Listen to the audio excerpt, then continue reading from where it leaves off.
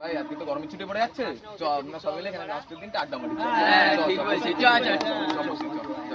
আজকে তো শেষ দিন গরমের ছুটি, চ সবাই মিলে আড্ডা মারি। তোমার কাছে তো টাকা নেই, গল্প করবি তো তোরা? চ থাক, গল্প করি কিছুক্ষণ।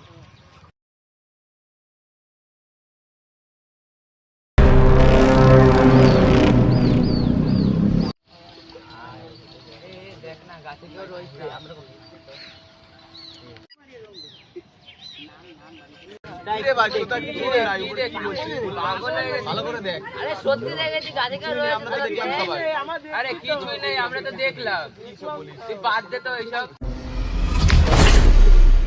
এই বাবারা এখানে তোরা কি করছিস?